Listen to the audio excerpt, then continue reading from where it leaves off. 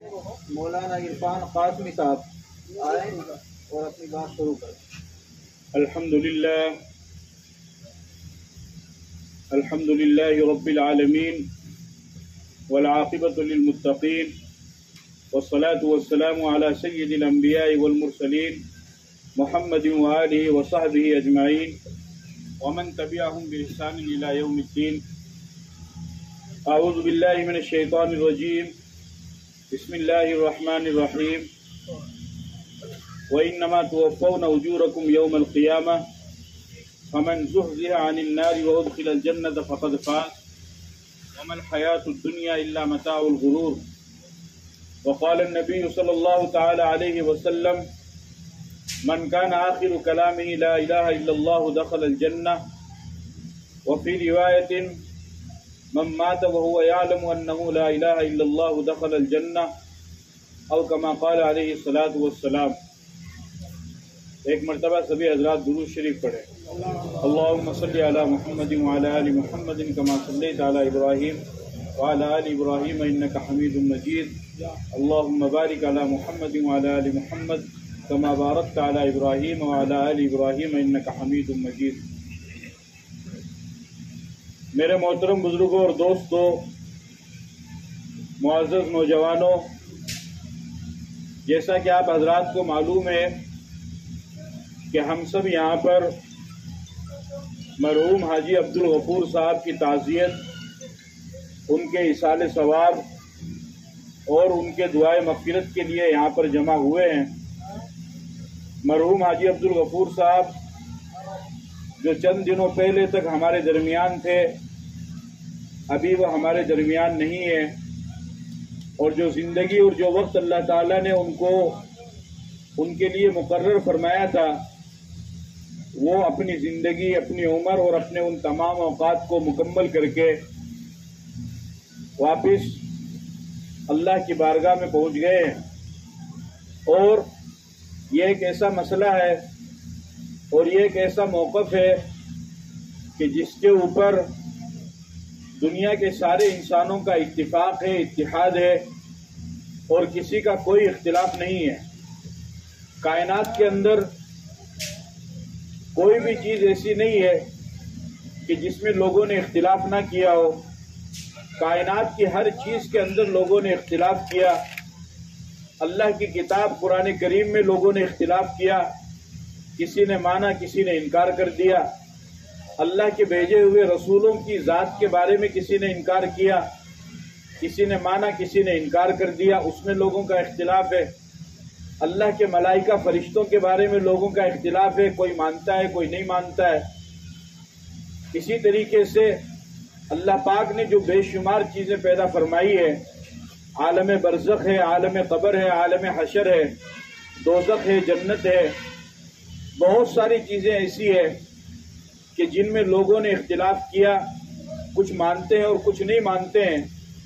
لیکن کائنات کے اندر اگر کوئی چیز ایسی ہے کہ جس میں لوگوں کا کوئی اختلاف نہیں ہے، اور چاہے وہ کسی بھی دھرم سے تعلق رکھنے والے ہو، کسی بھی مذہب سے تعلق رکھنے والے ہو، وہ مرد ہو یا عورت ہو، عالم ہو یا جاہل ہو، شہری ہو یا دیہاتی ہو، پڑھا لکھا ہو یا ان پڑھ ہو، سب اس بات پر متفق ہے کہ جو انسان دنیا کے اندر آیا ہے وہ اپنا وقت پورا کر کے ایک دن دنیا سے ضرور جائے گا۔ اس چیز میں اور اس بات میں کسی بھی طرح کا کوئی اختلاف نہیں ہے، اور یہ ایک ایسی اٹل حقیقت ہے، ایسا ایک مسلمہ اصول ہے کہ اس راستے سے ہر ایک انسان کو گزرنا پڑتا ہے، چاہے وہ وقت کا بادشاہ ہو، یا وہ وقت کا وزیر ہو، یا وہ وقت کا فقیر ہو، یا اسی طریقے سے وہ وقت کا بڑے سے بڑے اولیاء اللہ کیوں نہ ہو، بڑے سے بڑا ولی اور بزرگ کیوں نہ ہو، بلکہ اس سے بھی آگے بڑھ کر کے وہ صحابی ہی کیوں نہ ہو، بلکہ اس سے بھی آگے بڑھ کر کے وہ وقت کا نبی ہی کیوں نہ ہو، ایک دن اپنا وقت پورا کر کے ہر انسان کو دنیا سے جانا ہے۔ اس بات پر ساری کائنات کے لوگوں کا اتفاق ہے، سب لوگوں کا اس میں اتفاق ہے، کسی کا کوئی اختلاف نہیں ہے، چونکہ یہ اللہ کا بنایا ہوا نظام ہے۔ اللہ نے ایک نظام بنایا ہے، اللہ تعالیٰ نے اس دنیا کو بنایا ہے، سجایا ہے، تو اس دنیا کے اندر اللہ کی ذات کے علاوہ جتنی بھی چیزیں ہیں وہ تمام کی تمام چیزیں ان کا اللہ تعالیٰ نے ایک وقت متعین کیا ہے، چاہے وہ انسان ہو یا جانور ہو، بلکہ اسی طریقے سے زمین ہو یا آسمان ہو، تمام چیزیں جو بھی اللہ کی مخلوقات ہے اللہ پاک نے بنائی ہے، ان تمام چیزوں کا اللہ تعالیٰ نے ایک وقت مقرر فرمایا ہے۔ جب اس کا وہ وقت مکمل ہو جائے گا اس کے بعد وہ چیز رخصت ہو جائے گی، ختم ہو جائے گی، فنا ہو جائے گی، اس کی کوئی حیثیت باقی نہیں رہے گی، چاہے وہ کچھ بھی ہو۔ قرآن کریم میں اللہ رب العزت نے فرمایا کل نفس ذائقۃ الموت، کہ ہر جاندار، یعنی صرف انسان نہیں بلکہ جس چیز کے اندر اللہ پاک نے جان رکھی ہے، جس کو اللہ تعالیٰ نے جاندار بنایا ہے، جب اس کا وقت پورا ہوگا تو اللہ پاک اس کو اپنے پاس میں بلائیں گے اور وہ چیز فنا ہو جائے گی۔ ہمیشہ رہنے والی ذات وہ صرف اور صرف اللہ کی ذات ہے، اللہ کے علاوہ کائنات کی کوئی بھی چیز ہمیشہ رہنے والی نہیں ہے۔ فرمایا کل من علیہا فان ویبقى وجہ ربک ذو الجلال والاکرام، کائنات میں جتنی بھی چیزیں ہیں وہ تمام کی تمام چیزیں فنا ہو جائے گی، وہ تمام کی تمام چیزیں ختم ہو جائے گی، کوئی باقی نہیں رہے گی۔ اور اگر باقی رہنے والی کوئی چیز ہے تو وہ صرف اور صرف اللہ رب العزت کی ذات گرامی ہے، جو ازل میں بھی ہے اور ابد میں بھی محفوظ رہے گی، یعنی اس کے اوپر زوال نہیں آئے گا۔ ہمیشہ رہنے والی ذات صرف اور صرف اللہ کی ہے، اس کے علاوہ کائنات کے اندر ہمیشہ رہنے کے لیے کوئی بھی نہیں آیا، کوئی بھی نہیں آیا۔ لیکن یہ بھی بات یاد رکھنی چاہیے کہ کس انسان کا کب وقت آئے گا، کہاں پر وقت آئے گا، اور کون انسان دنیا سے کب چلا جائے گا، اس کا علم بھی اللہ کے سوا کسی کو نہیں ہے۔ چنانچہ امام مالک رحمۃ اللہ علیہ جو فقہائے اربعہ میں بڑے اونچے درجے کے امام گزرے ہیں، اور امام اعظم ابو حنیفہ رحمۃ اللہ علیہ کے بعد ان کو فقہائے اربعہ میں میدان فقہ میں ان کو دوسرے نمبر کا مقام اور دوسرے نمبر کا درجہ حاصل ہے۔ امام مالک رحمۃ اللہ علیہ مدینہ کے اندر رہا کرتے تھے، چونکہ نبی پاک صلی اللہ علیہ وسلم نے مدینہ میں مرنے والوں کی فضیلت بیان فرمائی ہے، اور حدیث پاک کے اندر آتا ہے کہ جو انسان مدینہ میں مرے گا تو قیامت کے دن سب سے پہلے سفارش اللہ پاک مدینہ میں مرنے والوں کے لیے کریں گے۔ تو امام مالک رحمۃ اللہ علیہ اس فضیلت کو حاصل کرنے کے لیے کئی سالوں تک مدینہ میں رہے، باہر ہی نہیں جاتے تھے۔ ایک موقع پر جب کافی وقت گزرا تو وہ کافی پریشان ہوتے تھے کہ میری موت مدینہ میں آئے گی یا نہیں آئے گی۔ چنانچہ ایک مرتبہ خواب میں ہم سب کے آقا اور پیارے نبی جناب محمد رسول اللہ صلی اللہ علیہ وسلم کی زیارت ہوئی، اور امام مالک رحمۃ اللہ علیہ نے حضور سے یہی سوال کیا کہ اللہ کے رسول میں اتنے دن سے مدینے میں ہوں، آپ مجھے یہ بتا دیجئے کہ میری موت مدینے میں آئے گی یا نہیں۔ نبی پاک صلی اللہ علیہ وسلم نے ان کو 5 انگلی کا اشارہ فرمایا، اور اتنی بات کہہ کر کے وہ خواب ختم ہو گیا۔ چنانچہ جب امام مالک رحمۃ اللہ علیہ بیدار ہوئے تو وہ کافی پریشان ہوئے کہ اللہ کے نبی نے جو 5 انگلی کا اشارہ فرمایا ہے اس سے کیا مراد ہے، کہ میری موت 5 سال بعد میں آئے گی، یا 5 مہینے بعد میں آئے گی، یا 5 ہفتے بعد میں آئے گی، یا 5 دن کے بعد میں آئے گی، یا 5 گھنٹے کے بعد میں آئے گی؟ یہ اللہ کے نبی نے جو 5 انگلی کا اشارہ کیا اس سے کیا مراد ہے؟ چنانچہ ان کو سمجھ میں نہیں آیا۔ تو اس وقت کے جو خواب کی تعبیر دینے والے بڑے امام اور عالم تھے، امام ابن سیرین رحمۃ اللہ علیہ، جن کو سید الرؤیا کہا گیا ہے، خواب کی تعبیر دینے والے بڑے جلیل القدر امام مالک رحمۃ اللہ علیہ نے ابن سیرین رحمۃ اللہ علیہ کے پاس میں ایک شخص کو بھیجا اور ان سے جا کر کے اس خواب کی تعبیر معلوم کی۔ امام ابن سیرین رحمۃ اللہ علیہ نے فرمایا کہ اللہ کے نبی صلی اللہ علیہ وسلم نے خواب میں جو 5 انگلیوں کا اشارہ کیا ہے اس سے مراد یہ ہے کہ اللہ کے نبی یہ بتلانا چاہتے ہیں کہ اے مالک، تم جو مجھ سے پوچھ رہے ہو کہ میری موت کب آئے گی، مجھے اس کے بارے میں بتاؤ۔ اللہ کے نبی نے اس کے جواب میں جو 5 انگلیوں کا اشارہ کیا اس کا مطلب ہے قرآن کی 5 آیتیں، ان 5 آیتوں کی طرف اللہ کے نبی نے امام مالک کو اشارہ کیا ہے۔ قرآن کریم کے 21ویں پارے کے اندر وہ 5 آیتیں موجود ہیں کہ اللہ کے نبی یہ بتلانا چاہتے تھے کہ 5 چیزیں ایسی ہیں کہ ان کا علم اللہ کے سوا کسی کو بھی نہیں ہے، ان 5 چیزوں کا علم اللہ کے سوا کسی کو بھی نہیں ہے۔ فرمایا پہلی چیز ان اللہ عنده علم الساعہ، پہلی چیز قیامت کا علم، قیامت کب آئے گی اور کس وقت آئے گی، کس زمانے میں آئے گی، اس کا علم اللہ کے سوا کسی کو بھی نہیں ہے۔ دوسرا فرمایا وَيُنَزِّلُ الْغَيْثَ، بارش کب آئے گی اس کا علم بھی اللہ کے سوا کسی کو نہیں ہے۔ تیسرا فرمایا وَيَعْلَمُ مَا فِي الْأَرْحَامِ، عورت کے رحم میں جو بچہ ہے وہ لڑکا ہے یا لڑکی ہے، مذکر ہے یا مؤنث ہے، اور پھر وہ مذکر ہو یا مؤنث ہو، وہ آگے چل کر کے سعید ہوگا یا شقی ہوگا، خوشبخت ہوگا یا بدبخت ہوگا، اچھا انسان بنے گا یا برا انسان بنے گا، اس کا علم بھی اللہ کے سوا کسی کو نہیں ہے۔ اور چوتھا فرمایا وَمَا تَدْرِي نَفْسٌ مَاذَا تَكْسِبُ غَدًا، کل کے دن کون انسان کیا کام کرے گا، اس کا علم بھی اللہ کے سوا کسی کو نہیں ہے۔ انسان اپنا ایک پروگرام بناتا ہے کہ میں کل کے دن یہ کروں گا، پھر وہاں پر جاؤں گا، پھر یہ کروں گا، پھر وہ کروں گا، لیکن اچانک اس کے اوپر اتنا بڑا حادثہ آ جاتا ہے اور وہ اتنا بزی ہو جاتا ہے کہ وہ اس کام کو کر ہی نہیں پاتا ہے۔ تو کل کے دن کیا ہوگا کیا نہیں ہوگا اور میں یہ کام کر پاؤں گا یا نہیں کر پاؤں گا، اس کا علم بھی اللہ کے سوا کسی کو نہیں ہے۔ کیونکہ بسا اوقات ایسا ہوتا ہے کہ انسان کے پورے سارے کے سارے پروگرام وہ فیل ہو جاتے ہیں، وہ کینسل ہو جاتے ہیں، اور اسی کو اللہ اپنی طاقت کو بتانا چاہتا ہے۔ اسی لیے حضرت علی رضی اللہ تعالیٰ عنہ فرمایا کرتے تھے عرفت ربی بفسخ العزائم، کہ میں نے ارادوں کے ٹوٹنے سے اور پروگرام کے کینسل ہونے سے میں نے اپنے رب کو پہچانا ہے کہ میرا پورا خاندان، میرے پورے گھر والے، ہماری پوری برادری، ہمارے سارے رشتہ دار اور ہماری پوری فیملی مل کر کے ایک پروگرام بناتے ہیں کہ کل کے دن ہمیں یہ کرنا ہے، پرسوں کے دن ہمیں یہ کرنا ہے، لیکن وہ پروگرام فیل ہو جاتا ہے۔ ہم اپنی دکان کے لیے ایک پروگرام بناتے ہیں، ہم اپنے مکان کے لیے ایک پروگرام بناتے ہیں، ہم اپنے بزنس کے لیے ایک پروگرام بناتے ہیں، ہم اپنی شادی کے لیے ایک پروگرام بناتے ہیں، مختلف موقعوں پر ہم ایک پروگرام بناتے ہیں، ایک منصوبہ بناتے ہیں اور اس کے لیے تیاری کرتے ہیں، لیکن عین موقع پر ایسا وقت آ جاتا ہے کہ وہ پروگرام کینسل ہو جاتا ہے، وہ ہو نہیں پاتا ہے۔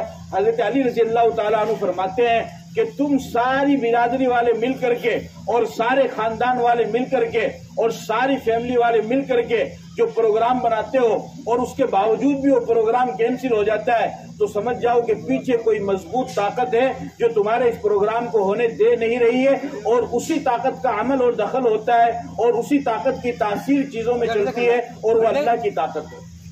وہ کس کی طاقت ہے؟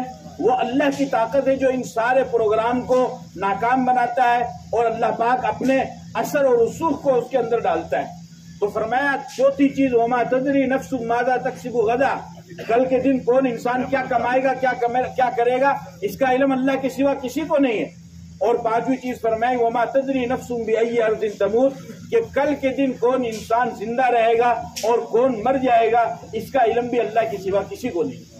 چنانچہ امام مالک رحمۃ اللہ علیہ نے جو خواب دیکھا اور اللہ کے نبی صلی اللہ علیہ وسلم نے جو 5 انگلیوں سے اشارہ کیا، اس اشارے سے مقصد ہی یہی تھا، اس اشارے سے مقصد ہی یہی تھا کہ اللہ کے نبی یہ بتلانا چاہتے تھے کہ ان 5 چیزوں کا علم اللہ کے سوا کسی کو نہیں ہے، تو مجھے بھی نہیں ہے، اور اے امام مالک تمہارا انتقال مدینے میں ہوگا یا نہیں ہوگا، اس کا علم بھی مجھے نہیں ہے، یہ صرف اللہ ہی کو معلوم ہے۔ تو کون انسان کل کے دن زندہ رہے گا، زندہ نہیں رہے گا، کس انسان کی کہاں وفات ہوگی، کہاں پر انسان کی روح قبض کر لی جائے گی، یہ ساری کی ساری چیزیں اللہ کے علم میں ہے، اللہ کے سوا کسی کو بھی ان چیزوں کا علم نہیں ہے۔ یہ تمام چیزیں اللہ کے علم میں ہیں۔ اور یاد رکھو گڈا گوڑ جی کے میرے پیارے بزرگوں اور دوستوں اور باہر سے تشریف لائے ہوئے مہمانوں، کہ کوئی انسان چاہے وہ کتنے ہی بڑے مقام پر کیوں نہ پہنچ جائے، کتنے ہی بڑی پوسٹ کو وہ کیوں نہ حاصل کر لے، کتنے ہی اعلیٰ عہدے کے اوپر وہ کیوں نہ پہنچ جائے، کتنے ہی اعلیٰ منصب پر وہ کیوں نہ فائز ہو جائے، لیکن موت سے کسی بھی انسان کو چھٹکارا نہیں، کسی بھی انسان کو نہیں۔ چونکہ اللہ کی ذات کے بعد اس کائنات میں سب سے بڑا مقام اور مرتبہ اگر کسی ذات کا ہے تو وہ میرے اور آپ کے پیغمبر جناب محمد الرسول اللہ صلی اللہ علیہ وسلم کی ذات اقدس ہے۔ اللہ کی ذات کے بعد سب سے بڑا مقام اور مرتبہ ہمارے نبی کا ہے، ان سے بڑا مقام اور مرتبہ کائنات میں کسی کا نہیں ہے، کسی کا بھی نہیں ہے، لیکن اللہ کے نبی کو بھی دنیا سے جانا پڑا۔ اتنا بڑا مقام اللہ پاک نے جہاں پر اپنا ذکر کیا وہاں پر اپنے نبی کا ذکر کیا۔ مؤذن جب اذان دیتا ہے اشہد ان لا الہ الا اللہ کے بعد اشہد ان محمد رسول اللہ کہتا ہے، یعنی مؤذن اشہد ان لا الہ الا اللہ کہہ کر یہ اقرار کرتا ہے کہ میں گواہی دیتا ہوں کہ اللہ کے سوا کوئی معبود نہیں، تو فوراً مؤذن کو یہ بھی کہنا پڑتا ہے اشہد ان محمد رسول اللہ، میں گواہی دیتا ہوں کہ محمد اللہ کے رسول ہے۔ اور اذان پوری دنیا میں چلتی ہے، پوری دنیا میں، ساری دنیا میں 24 گھنٹہ 1 سیکنڈ کے لیے بھی نہیں رکنے والی اگر کوئی آواز ہے تو وہ اذان ہے۔ اگر کوئی آپ سے سوال کرے کوئی ایسی آواز کے بارے میں بتلاؤ کہ جو 24 گھنٹہ چلتی رہتی ہے، 1 منٹ تو کیا 1 سیکنڈ کے لیے بھی نہیں رکتی ہے، تو آپ آنکھ بند کر کے ان کو بتا سکتے ہیں کہ وہ اذان کی آواز ہے۔ اذان ایک ایسی چیز ہے کہ 24 گھنٹہ پوری دنیا میں چلتی رہتی ہے، 1 سیکنڈ کے لیے بھی بند نہیں ہوتی ہے، اور جب مؤذن اذان دیتا ہے تو وہ اپنی اذان میں اشہد ان محمد رسول اللہ کہتا ہے، تو اذان 24 گھنٹہ ہوتی ہے، تو میرے نبی کا تذکرہ بھی پوری دنیا میں 24 گھنٹے چلتا ہے۔ اس کے بعد میں جب اذان مکمل ہو جاتی ہے، پھر نماز کھڑی ہوتی ہے، تو نماز کے لیے اقامت کہی جاتی ہے، تکبیر کہی جاتی ہے، تو اس تکبیر میں بھی مکبر تکبیر کہنے والا اشہد ان لا الہ الا اللہ کے بعد پھر اشہد ان محمد رسول اللہ کہہ کر میرے نبی کا تذکرہ کرتا ہے۔ پھر جب نمازی نماز پڑھتا ہے، کوئی سنت پڑھتا ہے، کوئی نفل پڑھتا ہے، کوئی فرض پڑھتا ہے، کوئی واجب پڑھتا ہے، اپنے اپنے طور پر لوگ نماز پڑھتے ہیں۔ نماز میں ہر نمازی اپنی نماز میں التحیات پڑھتا ہے، اس التحیات میں بھی میرے نبی کا تذکرہ ہے، اشہد ان لا الہ الا اللہ واشہد ان محمد عبدہ ورسولہ کہہ کر کے ساری دنیا کے مسلمان اور ہر نمازی میرے نبی کا تذکرہ کرتا ہے۔ آپ اندازہ لگاؤ کتنا بڑا مقام اللہ نے ہمارے نبی کو عطا فرمایا، کتنا بڑا مقام اللہ نے عطا فرمایا کہ اللہ نے اپنے نام کے ساتھ 24 گھنٹہ اپنے نبی کے نام کا بھی تذکرہ ساری دنیا میں چلایا، ساری دنیا میں چلایا۔ اور کتنا بڑا مقام عطا فرمایا کہ اللہ پاک نے اپنے نبی کو معراج کی رات شب معراج میں اللہ نے اپنے یہاں عرش پر بلایا، عرش پر اللہ تعالیٰ نے بلایا، جبرائیل کو اور میکائیل کو ان کا خادم بنا کر کے اللہ نے بھیجا۔ جبرائیل اور میکائیل جو فرشتوں کے سردار ہیں ان کو خادم بنا کر کے اللہ نے بھیجا۔ جبرائیل اور میکائیل کا اتنا بڑا مقام ہے کہ اللہ نے فرمایا کہ جو ان سے دشمنی کرتا ہے وہ مجھ سے دشمنی کرتا ہے۔ من کان عدوا للہ وملائکتہ ورسلہ وجبریل ومیکائیل فإن اللہ عدو للکافرین۔ فرمایا کہ جو ان سے دشمنی کرے گا وہ اللہ سے دشمنی کرے گا، لیکن ان فرشتوں کے سردار کو بھی اللہ نے ہمارے نبی کا خادم بنایا۔ اور آپ آسمان پر تشریف لے گئے، آسمان پر انبیاء سے ملاقات کری، اور اس کے بعد سدرۃ المنتہا پر تشریف لے گئے۔ سدرۃ المنتہا وہ مقام ہے کہ جہاں پر نیچے سے جانے والا اس سے اوپر نہیں جا سکتا ہے اور اوپر والا اس سے نیچے نہیں آ سکتا ہے۔ حضرت جبرائیل علیہ الصلوۃ والسلام جو تمام فرشتوں کے سردار ہے، سب سے زیادہ طاقت اللہ نے ان کو عطا فرمائی ہے، سب سے زیادہ طاقت فرشتوں کو اللہ تعالیٰ نے پر عطا فرمائے ہیں۔ اور فرشتے کے ایک پر میں اتنی طاقت ہوتی ہے کہ فرشتہ اپنے ایک پر اس زمین کو اٹھا کر کے آسمان پر لے جا کر کے دوبارہ پلٹ سکتا ہے۔ اور یہ کیا قوم لوط میں جبرائیل علیہ السلام نے، جعلنا عالیہا سافلہا وامطرنا علیہا حجارۃ من سجیل منضود، اللہ نے زمین کو اوپر سے نیچے کر دیا، نیچے سے اوپر کر دیا، لیکن اللہ نے جبرائیل کو بے شمار پر عطا فرمایا۔ الحمدللہ فاطر السماوات والارض جاعل الملائکہ رسلا اولی اجنحۃ مثنی وثلاث ورباع۔ کسی فرشتے کو اللہ نے 2 پر دیے، کسی کو 3 پر دیے، کسی کو 4 پر دیے۔ جبرائیل علیہ الصلوۃ والسلام کو 600 پر اللہ تعالیٰ نے عطا فرمائے۔ اتنا بڑا مقام، لیکن سدرۃ المنتہا پر جا کر کے جبرائیل بھی پیچھے ہٹ گئے۔ اللہ کے نبی نے فرمایا کہ جبرائیل تو دنیا سے میرے ساتھ میں آیا تھا، اب تو پیچھے کیوں ہٹ گیا ہے، میرے ساتھ میں چل۔ فرمایا کہ یا رسول اللہ آپ کائنات میں پہلے انسان ہیں اور آپ فرسٹ اور لاسٹ ہیں، یعنی ابتدا بھی آپ سے اور انتہا بھی آپ سے پہلے آج تک اس سے اوپر کوئی گیا نہیں، اور آپ کے بعد کائنات میں قیامت تک کوئی بھی اس کے اوپر جائے گا نہیں، یہاں تک کہ میں بھی نہیں جا سکتا ہوں۔ اگر میں نے بھی تھوڑا سا قدم آگے بڑھایا تو تجلیات الہی میرے پروں کو جلا کر کے خاکستر کر دے گی، میں اس سے آگے نہیں جا سکتا ہوں۔ چنانچہ جبرائیل بھی وہاں رک گئے۔ آپ اندازہ کیجئے کہ فرشتوں کا سردار جہاں پر جا کر کے رک جائے، میرا نبی اس سے بھی آگے جاتا ہے۔ آپ گئے، اوپر عرش پر پہنچے، اللہ تعالیٰ سے ہم کلام ہوئے، گفتگو ہوئی، 5 نمازوں کا تحفہ اللہ تعالیٰ نے عطا فرمایا۔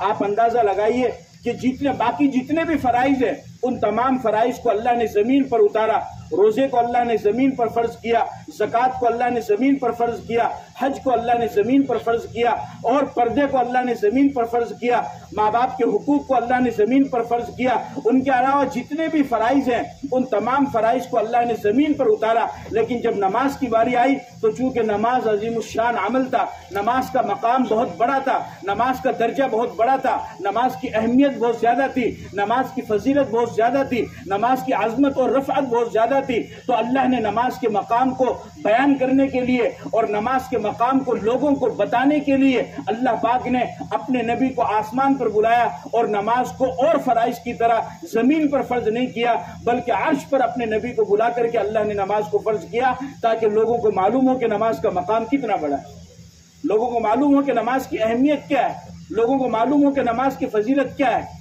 اتنا بڑا مقام رکھنے والا انسان اور اتنی بڑی عظمت اور اہمیت رکھنے والی شخصیت اور اتنی بڑی فضیلت رکھنے والی ذات اقدس محمد رسول اللہ صلی اللہ علیہ وسلم، جن کی جو وجہ تخلیق کائنات ہے، اس ساری کائنات کو اللہ نے بنایا ہی اپنے نبی کے لیے ہے۔ اگر اللہ کو اپنے نبی کو نہ بنانا ہوتا تو اللہ نہ زمین بناتا، نہ آسمان بناتا، نہ چاند بناتا، نہ سورج بناتا، نہ ستارے بناتا، نہ سمندر بناتا، نہ پہاڑ بناتا، نہ انسان بناتا، نہ جنات بناتا، نہ فرشتے بناتا، نہ جنت بناتا، نہ دوزخ بناتا۔ کائنات کے اندر کوئی بھی چیز نہیں بنتی۔ اگر کائنات کے اندر کسی بھی چیز کو کچھ بھی وجود ملا ہے، اگر مجھے وجود ملا ہے، آپ کو وجود ملا ہے، اگر حیوانوں کو وجود ملا ہے، فرشتوں کو وجود ملا ہے، زمین و آسمان کو وجود ملا ہے، اور یہ ساری چیزیں دنیا میں چل رہی ہے، پھل رہی ہے، پھیل رہی ہے، پھول رہی ہے، اور یہ دنیا میں زندگی گزار رہی ہے، تو یہ میرے نبی کا صدقہ ہے۔ اگر میرے نبی نہ ہوتے تو یہ کائنات بھی اللہ نہ بناتا، کائنات بھی نہ بناتا، یہ دنیا بھی نہ بناتا، یہ آسمان کی بلندی آپ نہ دیکھتے، یہ زمین کا فرش آپ نہ دیکھتے، یہ سمندر کی روانی آپ نہ دیکھتے، یہ پہاڑوں کی اونچائی آپ نہ دیکھتے، کچھ بھی نظر نہ آتا۔ یہ جو کچھ بھی بنا ہے تو میرے نبی کے صدقے میں بنا ہے، میرے نبی نہ ہوتے تو کچھ بھی نہیں ہوتا۔ اتنا بڑا مقام اللہ نے ہمارے نبی کو عطا فرمایا۔ اور پھر اس سے بھی آپ اندازہ لگائیے کہ میدان محشر ہے، نفسا نفسی کا عالم ہے، اور سورج ایک میل کے فاصلے پر آ چکا ہے، اور ہر انسان اپنی پریشانی کے اندر اور اپنی نفسا نفسی کے اندر پڑا ہوا ہے، کسی کو کوئی فکر نہیں، کسی کی بھی نہیں ہے۔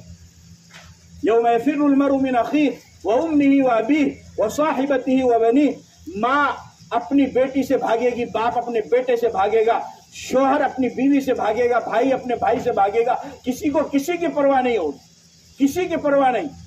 اور اللہ پاک میدان محشر میں کس طریقے سے جمع کرے گا، سنو دھیان سے سنو، کس طریقے سے جمع کرے گا۔ ابھی تو ہم لوگ یہاں پر کپڑے پہن کر کے اور لباس پہن کر کے بیٹھے ہیں۔ یحشر الناس یوم القیامت حفاۃ عراۃ غرلا۔ ام المؤمنین حضرت عائشہ رضی اللہ تعالیٰ فرماتی ہیں کہ اللہ کے نبی صلی اللہ علیہ وسلم نے فرمایا کہ اللہ پاک قیامت کے دن انسانوں کو، لوگوں کو ننگے بدن، ننگے پاؤں، غیر مختون طریقے پر اللہ پاک انسان کو کھڑا کرے گا اور میدان محشر میں جمع کرے گا۔ اس کے جسم پر لباس بھی نہیں ہوگا، اس کے پاؤں میں جوتے چپل بھی نہیں ہوں گے، یہاں تک کہ وہ مختون، غیر مختون ہوگا۔ اس کا ختنہ جو کرایا جاتا ہے وہ بھی اللہ پاک اس کو بھی واپس کریں گے، اور اسی حالت میں اللہ پاک اس کو کھڑا کریں گے۔ حضرت عائشہ رضی اللہ تعالیٰ عنہ نے فرمایا کہ یا رسول اللہ، الرجال والنساء جميعا ينظر بعضهم الى بعض، لوگ آپس میں ایک دوسرے کو دیکھیں گے تو شرم نہیں آئے گی، وہاں پر تو مرد بھی ہیں، عورتیں بھی ہیں، ایک دوسرے کو دیکھیں گے، حیا محسوس ہوگی، ننگے بدن اور ننگے پاؤں۔ آپ علیہ الصلوۃ والسلام نے فرمایا یا عائشہ الامر اشد من ان ينظر بعضهم الى بعض، عائشہ معاملہ اتنا گمبھیر ہوگا اور لوگوں کو اتنی فکر پڑی ہوئی ہوگی اپنی کہ کوئی کسی کی طرف نظر اٹھا کر کے دیکھے گا بھی۔ انسان پسینے میں ڈوبے ہوئے ہوں گے، اللہ کے عرش کے علاوہ دوسرا کوئی سایہ نہیں ہوگا، اور اتنا خطرناک ماحول اور اتنا ہیبتناک اور عبرتناک اور وحشتناک ماحول ہوگا کہ اس ماحول کو دیکھ کر کے وقت کے پیغمبر جو معصوم عن الخطا ہے وہ انبیاء بھی پکار اٹھیں گے یا ربی نفسی نفسی، آدم کہیں گے یا ربی نفسی نفسی، نوح کہیں گے یا ربی نفسی نفسی، ابراہیم کہیں گے یا ربی نفسی نفسی، موسیٰ علیہ السلام کہیں گے یا ربی نفسی نفسی، عیسیٰ علیہ السلام کہیں گے یا ربی نفسی نفسی، یعنی یہ اللہ بس کسی طریقے سے میری جان بچا لے، مجھے دوسرے کی کسی کی پرواہ نہیں۔ معصوم عن الخطا پیغمبر، معصوم پیغمبر جس نے گناہ کیا نہیں، جو گناہ کا تصور نہیں کر سکتا ہے، اللہ پاک اپنی کائنات کی سب سے مقدس مخلوق اور کائنات کا سب سے پاکیزہ طبقہ انبیاء کرام علیہ السلام کا جو تقریباً 1,24,000 ہے، وہ انبیاء بھی اس خوفناک ماحول کو دیکھ کر کے میدان محشر کی ساری کارگزاری کو سامنے رکھ کر کے وہ بھی کہیں گے یا رب نفسی، اے اللہ ہماری جان بچا لے، ہمیں دوسروں کی بھی پرواہ نہیں۔ لیکن اس وقت ایک آواز آئے گی۔ آپ علیہ السلام نے فرمایا، بخاری کی روایت ہے کہ لوگ جائیں گے آدم علیہ السلام کے پاس، نوح علیہ السلام کے پاس، ابراہیم کے پاس، تو وہ اپنی اپنی خطا کا اعتراف کریں گے۔ آدم کہیں گے کہ میں نے غلطی سے جنت میں پھل کھا لیا تھا، میں تو خود اللہ کے پاس نہیں جا سکتا۔ نوح علیہ السلام اپنی غلطی کا اعتراف کریں گے، ابراہیم علیہ السلام اپنی غلطی کا اعتراف کریں گے۔ اللہ کے نبی نے فرمایا کہ آخر میں لوگ گھوم پھرا کر کے میرے پاس میں آئیں گے اور مجھ سے کہیں گے کہ اللہ کے رسول آپ اللہ کے دربار میں سفارش کر دیجئے کہ حساب کتاب شروع ہو جائے۔ اللہ کے نبی صلی اللہ علیہ وسلم نے فرمایا کہ جب لوگ میرے پاس آئیں گے تو میں ان کی باتوں کو سنوں گا، میں ان کی باتوں کو سنوں گا اور سن کر کے میں اللہ کے دربار میں جاؤں گا اور اللہ کے سامنے اخر لہ ساجدا، اللہ کے سامنے سجدے میں گر جاؤں گا۔ تو آپ علیہ السلام نے فرمایا کہ اللہ پاک فرمائیں گے یا محمد ارفع راسک سل تعطى اشفع تشفع اسمع تسمع۔ اللہ پاک فرمائیں گے کہ محمد اپنے سر کو اٹھاؤ، سفارش کرو، ہم تمہاری سفارش کو قبول کریں گے، تم اپنی بات رکھو، ہم تمہاری بات کو سنیں گے۔ تو اللہ کے نبی پھر سفارش کریں گے اور آپ فرمائیں گے یا رب امتی امتی، اے میرے رب میری امت کو جنت میں بھیج دے، اے میرے رب میری امت کو دوزخ کے عذاب سے بچا لے۔ یعنی میدان محشر کی سفارش کا جو عمل شروع ہوگا وہ بھی اللہ کے نبی سے شروع ہوگا۔ آپ اندازہ لگائیے کہ اللہ کے نبی کا کتنا بڑا مقام، کتنا بڑا مرتبہ ہے۔ لیکن اس کے باوجود بھی، اتنا بڑا مقام اور اتنا بڑا مرتبہ ہونے کے باوجود بھی اللہ کے نبی صلی اللہ علیہ وسلم محمد الرسول اللہ صلی اللہ علیہ وسلم کو اپنی زندگی کے 63 سال پورے کر کے دنیا سے جانا پڑا۔ جب اللہ کے بعد سب سے زیادہ بلند مقام والی ہستی دنیا سے جا سکتی ہے تو پیچھے کوئی آدمی ایسا نہیں رہ جاتا ہے جو یہ دعویٰ کرے کہ میں اس دنیا میں ہمیشہ زندہ رہوں گا، کوئی نہیں باقی رہ جاتا ہے۔ جب اتنی بڑی ہستی کو اور اتنی بڑی ذات کو جانا پڑ سکتا ہے تو پھر لا محالہ یقینی طور پر ہر ایک کو دنیا سے جانا ہے، کوئی بھی باقی رہنے والا نہیں۔ میرے عزیزوں، میرے نوجوانوں، مرحوم حاجی عبدالغفور صاحب جو ہمارے درمیان سے گئے ہیں، آپ یہ نہ سمجھیے کہ صرف ان کا ہی کام تھا، نہیں، ہم سب کو اس راستے سے گزرنا ہے، ہم سب کو اس راستے سے گزرنا ہے اور اس سے پہلے ہمیں تیاری کرنی ہے۔ موت کا تو یہ اعلان ہے، موت تو کہتی ہے انا الموت الذي افرق بین الاخ والاخوات، انا الموت الذي افرق بین الام والامہات، انا الموت الذي افرق بین الزوج والزوجہ، انا الموت الذي افرق بین الاخ والاخوات، انا الموت الذي اخرب الديار والقصور، انا الموت الذي اعمر القبور۔ کوئی بھی انسان اس کے مزہ چکھے بغیر نہیں رہ سکتا ہے، سب کو مزہ چکھنا ہے۔ جب یہ بات آپ کو معلوم ہو گئی تو پھر ہمارا یہ فرض بنتا ہے کہ ہم اپنی زندگی صحیح طور پر گزاریں اور موتو قبل ان تموتو کے تحت ہم مرنے سے پہلے مرنے کی تیاری کریں اور جو نیک اعمال دنیا میں جو کرنے کا اللہ نے حکم دیا اس کو کرنے کی کوشش کریں۔ دنیا سے جاؤ تو ایسے کام کر کے جاؤ کہ تمہارے مرنے کے بعد دنیا تمہیں یاد رکھے، آپ کے مرنے کے بعد، آپ کی جانے کے بعد لوگ آپ کو یاد رکھیں، آپ کا تذکرہ کریں، آپ کو اچھے نام سے یاد کریں، یہ آپ کا فرض ہے۔ اور یہ کب ہوگا؟ یہ اس وقت ہوگا جب آپ لوگوں کے ساتھ حسن سلوک کریں گے، لوگوں کے ساتھ اچھا معاملہ کریں گے، لوگوں کے ساتھ اچھے برتاؤ کریں گے۔ آج ہمارے معاشرے کا ایک بہت بڑا المیہ یہ ہے کہ ہمارے معاشرے میں لوگ حقوق اللہ کو تو مکمل طور پر ادا کرتے ہیں، نماز بھی پابندی سے پڑھیں گے، تہجد بھی نمازی سے پڑھیں گے، صدقہ خیرات بھی پابندی سے کریں گے، لیکن جب معاشرے میں وہ آتے ہیں اور سماج اور برادری میں جب وہ آتے ہیں، رشتہ داری اور خاندان میں جب وہ آتے ہیں تو ان کا معاملہ بالکل الگ ہوتا ہے۔ جس طریقے سے، یاد رکھو، آپ اللہ کی مخلوق کو ناراض کر کے اللہ کو راضی نہیں کر سکتے، اللہ کی مخلوق کو تکلیف دے کے آپ اللہ کو راضی نہیں کر سکتے۔ مخلوق کو خوش رکھنا اللہ کو خوش رکھنا ہے، لوگوں کو خوش رکھنا یہ اللہ کو خوش رکھنا ہے۔ چنانچہ حدیث پاک کے اندر آتا ہے، نبی پاک صلی اللہ علیہ وسلم سے سوال کیا گیا ای الاسلام خیر، کہ اللہ کے رسول یہ بتائیے کون سا مسلمان بہتر ہے؟ تو اب ہمارے ذہن میں کیا سوال آئے گا؟ ہمارے ذہن میں یہ بات آئے گی کہ جو نماز پڑھنے والا ہے، روزہ رکھنے والا ہے، تہجد گزار ہے، زیادہ صدقہ خیرات کرنے والا ہے، وہ سب سے بہترین مسلمان ہے۔ آپ علیہ نے فرمایا کہ یہ سب سے بہترین مسلمان نہیں ہے تطعم الطعام وتقرأ السلام علی من عرفت ومن لم تعرف، فرمایا کہ لوگوں کو کھانا کھلانے والا یہ سب سے بہترین مسلمان، جو بھوکوں کو کھانا کھلائے، جو بھوکوں کو کھانا کھلائے، فرمایا کہ یہ کائنات کا سب سے بہترین مسلمان ہے، جو ضرورت مندوں کی ضرورت کو پورا کرے، آپ نے فرمایا کہ یہ کائنات کا سب سے بہترین مسلمان ہے۔ تو ہمیں اپنی زندگی کے اندر لوگوں کی ضروریات کو پورا کرنا ہے اور لوگوں کو خوش رکھنے کی کوشش کرنی ہے۔ اگر لوگ خوش رہیں گے تو اللہ بھی راضی رہے گا۔ اس کا یہ مطلب نہیں کہ لوگوں کو راضی کرنے کے لیے اللہ کی نافرمانی کرے۔ لا طاعۃ لمخلوق فی معصیۃ الخالق، مالک کی نافرمانی میں کسی کی فرما برداری نہیں کرنی ہے۔ اگر لوگوں کو راضی کرنے سے مالک ناراض ہوتا ہے تو پھر لوگوں کو چھوڑ دینا ہے اور مالک کو پکڑ لینا ہے، اور مالک کو راضی کرنا ہے، اپنے رب کو، اپنے پروردگار کو راضی کرنا ہے۔ اور اللہ پاک نے جو ہم کو ایمان کی دولت عطا فرمائی ہے، ہم ماشاءاللہ سب مسلمان ہیں، اہل ایمان ہیں، تو ہمیں اس ایمان کی دولت کو برقرار رکھنا ہے۔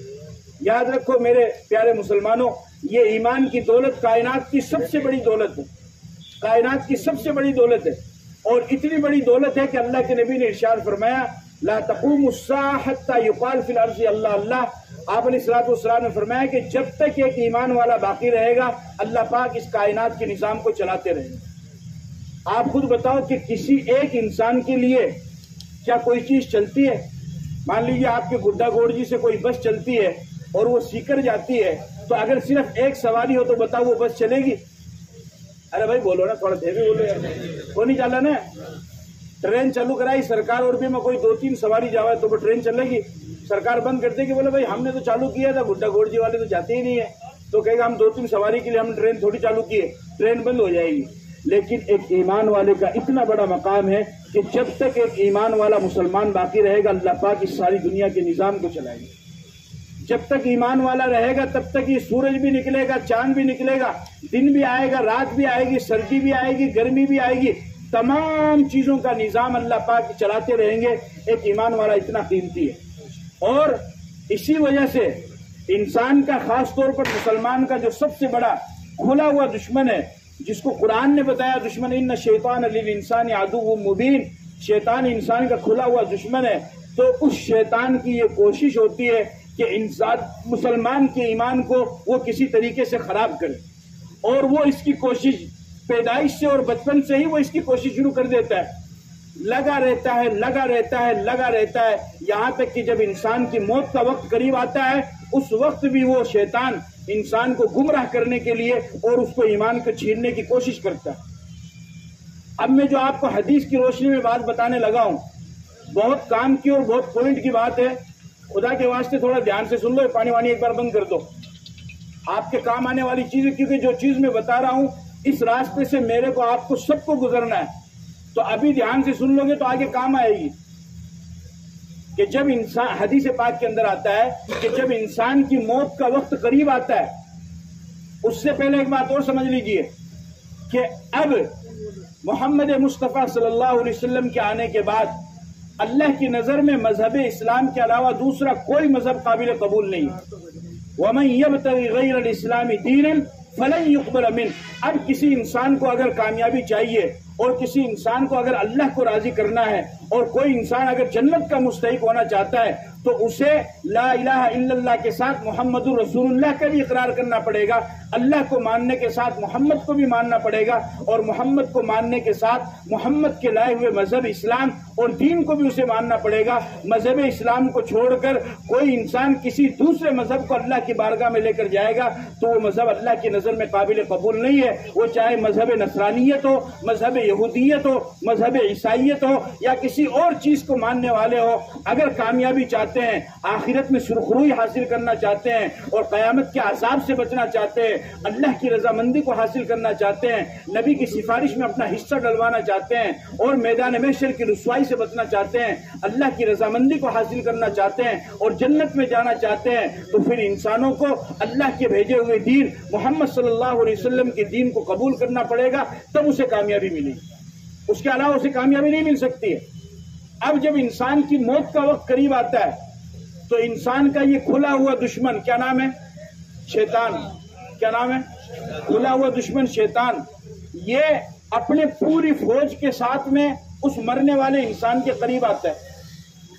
اب ایک تو وہ بیچارہ بہن پریشان ہے بھی کہ موت کا ٹائم آئے رہا ہے، کیونکہ جب انسان کی روح قبض ہوتی ہے بڑا سخت عالم ہوتا ہے. اگر نیک بندہ ہے تب تو اس کی روح فوراً قبض ہو جاتی ہے، اور اس کی روح ملک الموت اس طریقے سے نکالتا ہے جیسے آٹے میں سے بال نکالا جاتا ہے، پتہ بھی نہیں چلتا ہے. لیکن اگر خدا نخواستہ نافرمان اور بدکار بندہ ہے تو اس کی روح کو فرشتہ اس کے جسم میں اٹکا دیتا ہے، جس کی وجہ سے مرنے والا بہت ہی تڑپتا ہے اور وہ پریشان ہوتا ہے. یہ سوال کیا گیا، آپ اس کو اس طریقے سے سمجھیے جیسے دو کانٹے دار جھاڑی ہو اور ان جھاڑی کو یوں رکھ دیا جائے اور بیچ میں سے آپ کو گزارا جائے، آپ کے بدن کو گزارا جائے تو آپ کو کتنی تکلیف ہوگی، کیونکہ کانٹے گڑیں گے، جھاڑی گڑے گی. اسی طریقے سے جب انسان بدکار ہوتا ہے، نافرمان ہوتا ہے، بغیر توبہ کی دنیا سے جاتا ہے تو اس کی روح کو بھی ملک الموت اسی طریقے سے قبض کرتا ہے. کبھی اس کے سر میں اٹکاتا ہے، کبھی اس کے بال میں اٹکاتا ہے، کبھی اس کی آنکھ میں اٹکاتا ہے، کبھی اس کے ناخن میں اٹکا دیتا ہے. اس طریقے سے وہ انسان دنیا سے جاتا ہے. اتنی پریشانی کا عالم. اب اس پریشانی کے عالم میں انسان کو کچھ پتا نہیں. اس وقت حدیث پاک کے اندر آتا ہے کہ اس موت کے قریب اس وقت شیطان اپنے گروہ کو لے کر کے آتا ہے، اور آتا کس کی شکل میں ہے؟ اس کے باپ کی شکل میں. اور آ کر کے کیا کہتا ہے کہ بیٹا تجھے تو پتا ہی میں تیرا باپ ہوں، میں تیرے ساتھ بے وفائی نہیں کر سکتا. میں نے تجھے پالا پوسا بڑا کیا، زندگی بھر تیرے لیے کمایا، اپنی کمر جھکا دی، تیرے کو کھڑا کر دیا اور زندگی بھر تجھے پال پوس کے بڑا کیا. اب آگے کیا ہونے والا ہے میں تجھ سے پہلے مر چکا ہوں، آگے کیا ہونے والا ہے اس کا مجھے معلوم ہے، تجھے معلوم نہیں ہے. لہذا اگر تو کامیابی چاہتا ہے تو دیکھ لئے میں اپنی پوری فوج کو اور گروہ کو لے کر کے آیا ہوں، تو مذہب اسلام کو چھوڑ کر کے دوسرے مذہب کو اختیار کر لے، تجھے کامیابی مل جائے گی. اور ابھی میں نے کیا بتایا آپ کو کہ مذہب اسلام کو چھوڑنے میں کامیابی، بولو بھیا تھوڑا میں بول دے، مذہب اسلام کو چھوڑنے میں کامیابی نہیں ہے، ناکامی ہے. اب وہ اگر پڑھا لکھا انسان ہے، دینی تعلیم یافتہ انسان ہے، یا پھر اس نے علماء کے بیان کو سنا ہے جس طریقے سے ابھی آپ حضرات سنے ہیں، تو اسے معلوم ہوتا ہے کہ یہ میرا باپ نہیں ہے. کون ہے؟ شیطان ہے، جو مجھے گمراہ کرنے کے لیے اور مجھے میرے سے میرا ایمان چھیننے کے لیے میرے پاس میں آیا ہے. تو وہ نظر کو ادھر سے ادھر پھیر لیتا ہے. شیطان دیکھتا ہے کہ یہ تو میرے قبضے میں آ نہیں رہا، میرے چنگل میں پھنس نہیں رہا ہے. پھر وہ اس کی دوسری طرف آتا ہے، اس کے بائیں طرف آ کر کے اب کس کی شکل میں آتا ہے؟ اس کی ماں کی شکل میں. میں اپنی طرف سے نہیں کہہ رہا ہوں، یہ حدیث کے الفاظ ہے، اس پر یقین کرنا ہے. اس کی ماں کی شکل میں آتا ہے اور ماں کی شکل میں آ کر کے کہتا ہے کہ بیٹا میں تو تیری ماں ہوں، میں تو تیرے ساتھ بے وفائی نہیں کر سکتی. میں نے تجھے دودھ پلایا ہے، میں نے تجھے پالا ہے، پوسا ہے، بڑا کیا ہے. میں خود دکھ کو برداشت کرتی، تجھے سکھ دیتی، خود میں گیلے میں سوتی، تجھے سوکھے میں سلاتی. تو میرے دل سے بھی زیادہ میرے قریب تھا. میں تیری ماں ہوں، میں تیرے ساتھ بے وفائی نہیں کر سکتی. آگے اگر تو کامیابی چاہتا ہے، قبر کے عذاب سے بچنا چاہتا ہے، حشر کے عذاب سے بچنا چاہتا ہے، دوزخ کے عذاب سے بچنا چاہتا ہے، تو پھر میں تجھے نصیحت کرتی ہوں کہ تو مذہب اسلام کو چھوڑ دے اور دوسرے مذہب یہودیت کو اختیار کر لے، تجھے کامیابی مل جائے گی. اور حقیقت میں وہ ماں نہیں ہوتی ہے، کون ہوتا ہے؟ اب اگر انسان کو معلوم نہ ہو تو وہ تو بیچارہ یہی سمجھتا ہے کہ بولے یار یہ تو میرا باپ تھا اور یہ میری ماں تھی، یہ غلط کیا بول سکے؟ یہ تو سوال ہی پیدا ہونے. اور صحیح بات ہے، آگے کیا ہوگا؟ بیکا تو مانا میرا ہی بنی بھائی، بیکا تو میرا ہی بنی. اور یہ آگے گیڑے ہی نہ کا انتقال پھر ہو رہا ہے تو ہو سکا بھائی یہ صحیح کہہ رہے ہو، لیکن حقیقت میں کون ہوتا ہے؟ وہ شیطان ہوتا ہے. سمجھ گئے؟ اب انسان اگر تعلیم یافتہ نہ ہو، پڑھا لکھا نہ ہو، تو وہ گمراہ ہو جاتا ہے، اور گمراہ ہو کر کے اس شیطان کی باتوں میں آ کر کے وہ بغیر ایمان کی دنیا سے جاتا ہے. اور اگر بغیر ایمان کی دنیا سے گیا تو پھر یوں سمجھ لیجئے کہ آپ کا نماز، روزہ، زکوٰۃ، حج، صدقہ، عمرہ، چلے کچھ بھی کام آنے والے نہیں ہے اگر آخری وقت میں آپ نے کلمہ نہیں پڑھا. اس لیے حدیث پاک کے اندر آتا ہے، آپ صلی اللہ علیہ وسلم نے ارشاد فرمایا، من کان آخر کلامہ لا الہ الا اللہ دخل الجنہ، کہ جس انسان کا آخری کلام، لاسٹ گول، آخری بات لا الہ الا اللہ ہوگی تو وہ انسان جنت میں داخل ہوگا. اسی لیے علماء کرام فرماتے ہیں کہ جب کسی انسان کی موت کا وقت قریب آ جائے تو گھر والوں کو چاہیے کہ وہ کلمہ آہستہ آہستہ کلمہ لا الہ الا اللہ پڑھتے رہے. اس کو پڑھنے کے لیے نہیں بولنا ہے کیونکہ وہ تو پریشانی کے عالم میں ہے، اس کی تو روح قبض ہو رہی ہے تو بیچارہ خود پریشان ہے. آپ جو پاس میں بیٹھے ہوئے ہیں، مسئلہ یہی ہے کہ جو پاس میں بیٹھے ہوئے ہیں وہ آہستہ آہستہ لا الہ الا اللہ، لا الہ الا اللہ، لا الہ الا اللہ پڑھتے رہو. جب وہ مرنے والا ایک مرتبہ لا الہ الا اللہ پڑھ لے اب آپ خاموش ہو جاؤ. کیوں؟ اس کی آخری بات کیا ہو گئی؟ لا الہ الا اللہ. بس یہی چاہیے تھا، وہ ہو گیا. اس کے بعد اگر وہ کوئی بات کر لیتا ہے، مثال کے طور پر کلمہ پڑھنے کے بعد پھر وہ کہتا ہے میں تمہارے چھوڑا نے دیکھنا چاہوں، میں تو میری بیٹی سے ملنا چاہوں، میں مالا بھائی نے دیکھنا چاہوں، مالا پوتا پوتی نے میرے سامنے لے آؤ، تو اب یہ آخری بات نہیں ہوئی، یہ دوسری بات ہو گئی نا. اور آخری بات کیا کرنی ہے؟ کلمہ لا الہ الا اللہ. تو اب جب اس نے دنیا کی بات کر لی تو آپ دوبارہ اس کو مطلب آپ پڑھنا شروع کرو. اس کو تلقین بولتے ہیں، اس کو نہیں بولنا پڑھنے، آپ پڑھتے رہو لا الہ الا اللہ. جب پھر وہ دوبارہ لا الہ الا اللہ پڑھ لے پھر اس کے بعد میں آپ خاموش ہو جاؤ، کیونکہ ہمارا مقصد حاصل ہو گیا. اس طریقے سے آخر وقت میں کلمہ پڑھتے ہوئے جو انسان دنیا سے جائے گا تو اللہ کے نبی نے ارشاد فرمایا کہ وہ جنت میں داخل ہوگا. من کان آخر کلامہ لا الہ الا اللہ دخل الجنہ. جس مسلمان کا آخری کلام، جس مسلمان کی زندگی کی آخری بات لا الہ الا اللہ ہوگی تو وہ جنت میں داخل ہوگا. تو شیطان اس وقت بھی کوشش کرتا ہے، لیکن آپ کو دھیان رکھنا ہے، آپ کو خیال کرنا ہے اور شیطان کے بہکاوے میں اور اس کی مکاری میں نہیں آنا ہے، بلکہ آپ کو ایمان اور کلمے کے ساتھ دنیا سے جانے کی کوشش کرنی ہے اور اس کے لیے تیاری بھی کرنی ہے اور نیک اعمال بھی کرنے. میری اس گفتگو سے آپ حضرات اتنا تو سمجھ گئے کہ کائنات میں ہمیشہ رہنے کے لیے کوئی بھی نہیں آیا اور سب کو جانا ہے. انسان کے عمل کا سلسلہ وہ موت پہ ختم ہو جاتا ہے. انسان کے عمل کا سلسلہ موت پہ کیا ہو جاتا ہے؟ ختم. اب مرنے کے بعد انسان نہ اچھا کام کر سکتا ہے نہ برا کام کر سکتا ہے. حدیث پاک کے اندر آتا ہے، آپ صلی اللہ علیہ وسلم نے فرمایا اذا مات الانسان انقطع عنه عمله عن ثلاث عن صدقة جاریہ او علم ينتفع به او ولد صالح يدعو له، کہ جب انسان مر جاتا ہے تو اس کے عمل کا سلسلہ ختم ہو جاتا ہے. مرنے کے بعد انسان نہ اچھے کام کر سکتا ہے نہ برے کام کر سکتا ہے. مرنے کے بعد انسان نہ نیکی کر سکتا ہے نہ گناہ کر سکتا ہے، کچھ بھی نہیں کر سکتا ہے.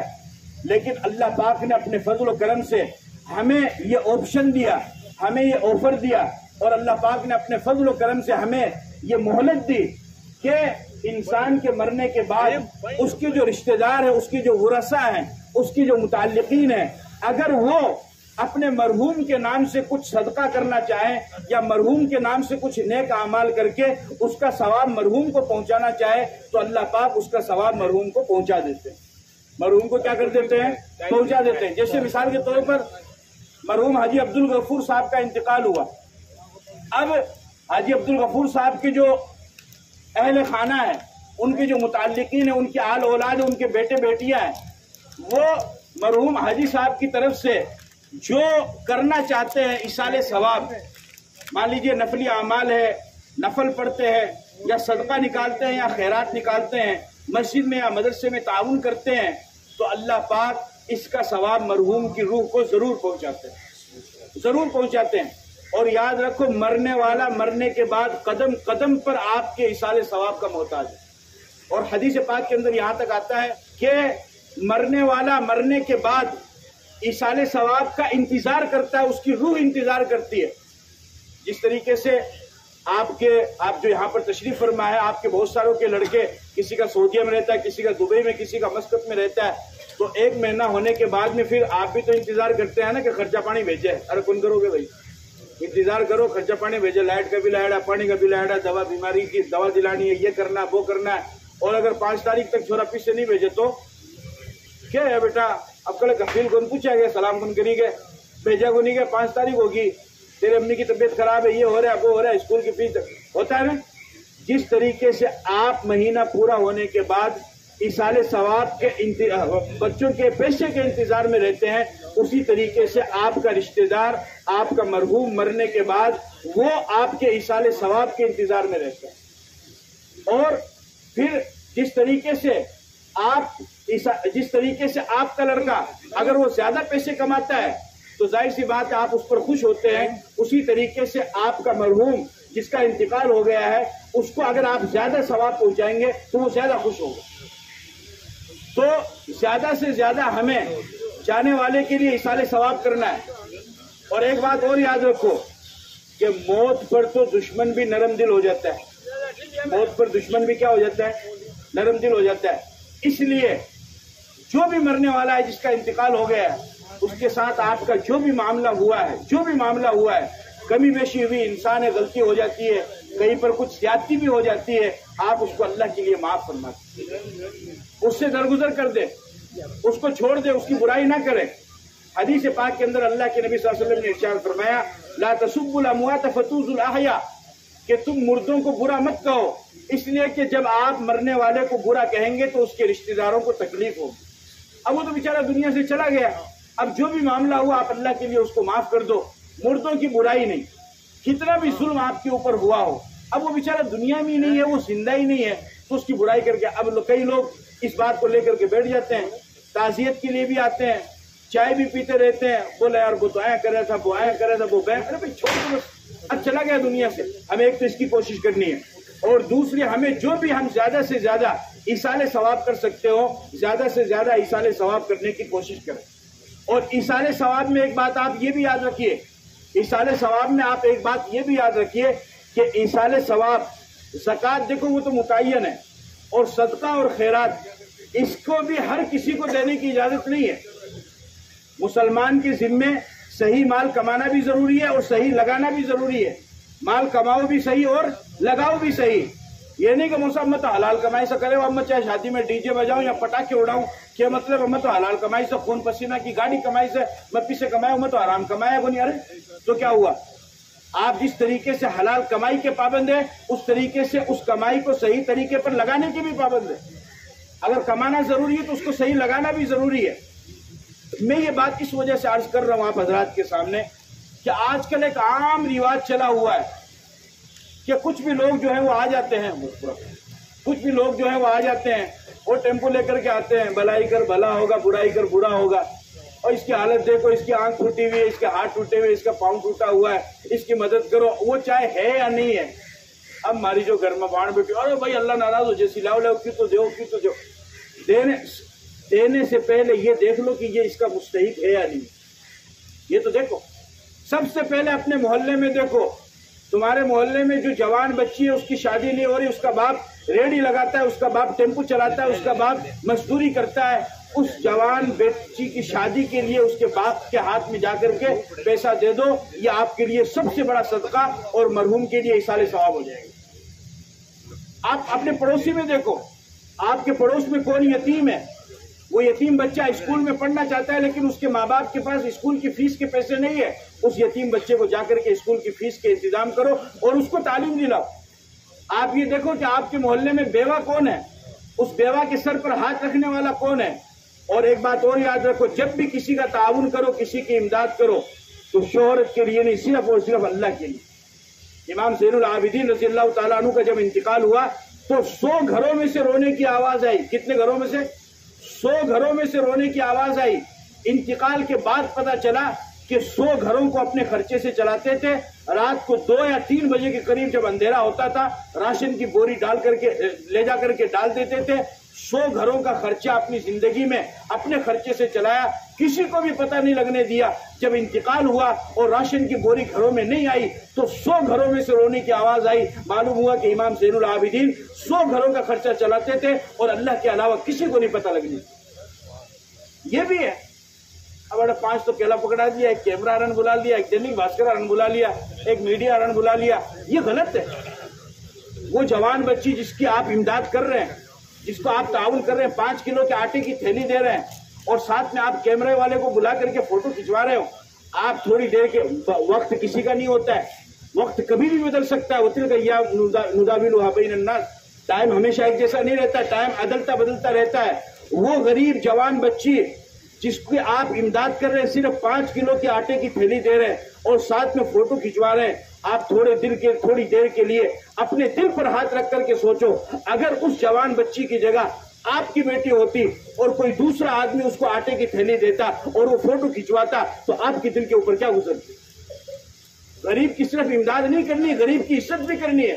کلا بلا تکریمون الیتیم، تم یتیم کی امداد تو کرتے ہو، عزت نہیں کرتے ہو۔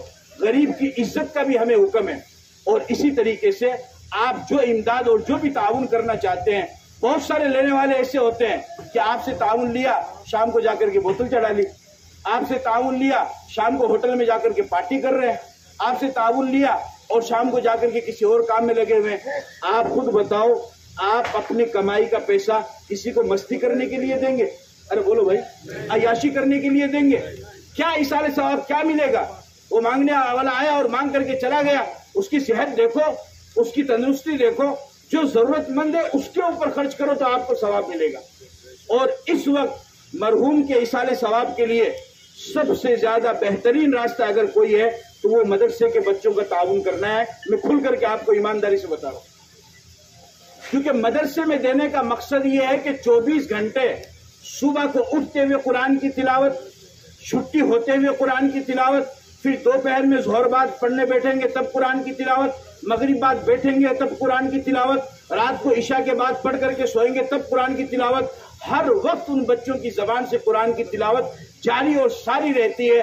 اگر اپنے مرحوم کو صحیح معنی میں ثواب پہنچانا چاہتے ہیں اور انہیں جنت کا مستحق بنانا چاہتے ہیں تو اپنا تعاون جتنا زیادہ سے زیادہ ہو سکتا ہے وہ مدرسوں کے لیے کریں, وہ سب سے اچھا رہے گا. اس میں آپ کو 2 فائدہ ہوگا.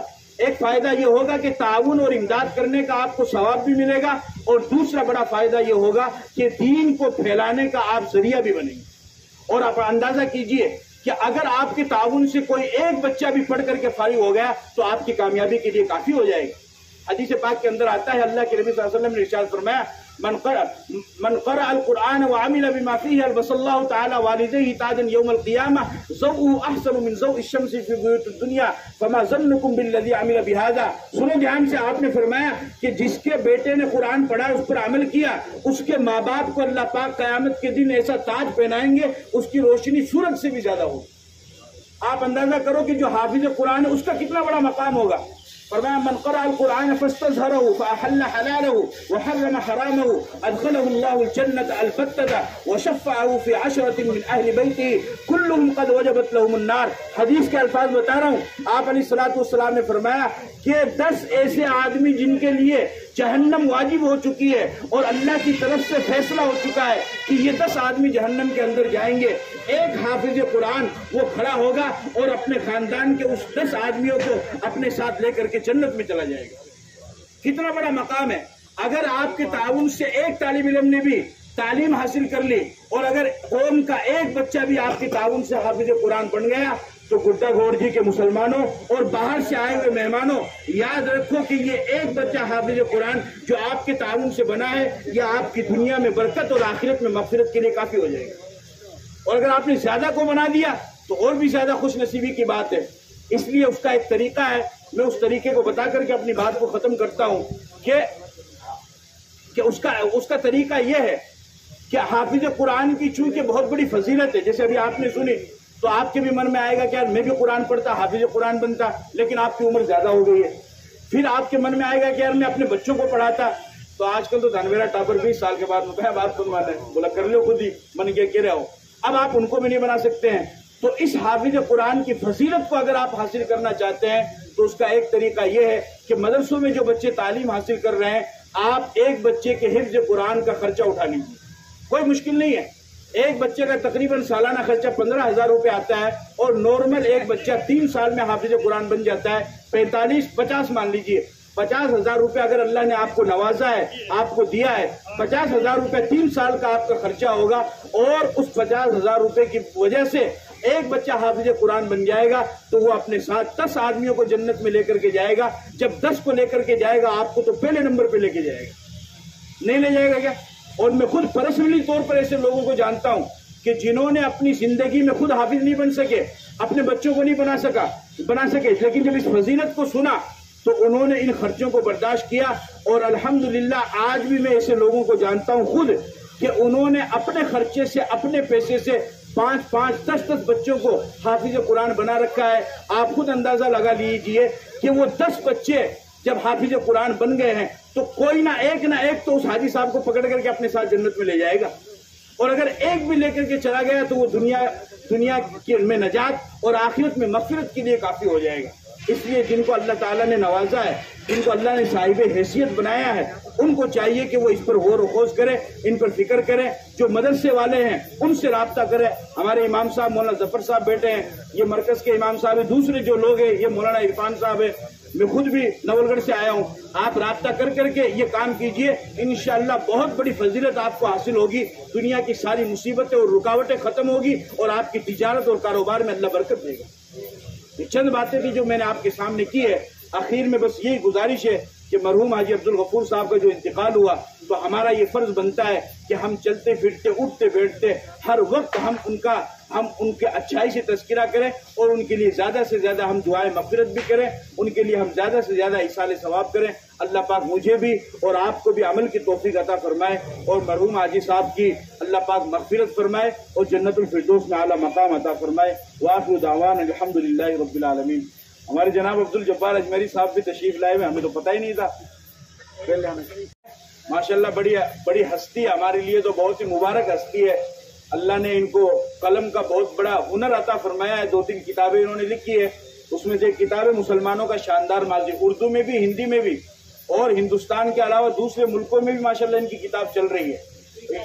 हाँ लिख दीजिए, इन्होंने मुझे भी एक किताब दी थी वहीं पर, और अभी मरहूम हाजी अब्दुल गफूर साहब की तरफ से ईसाले सवाब के लिए ये एक किताब हमारे इमाम मौलाना जफर साहब को पेश कर रहे हैं। माशाल्लाह मरहूम हाजी अब्दुल गफूर साहब की तरफ से उनको भी इत्तला मिल जाए, जो मरहूम के अहले खाना है मुताल्लिकीन है, उनके लड़कों को भी बता दिया जाए।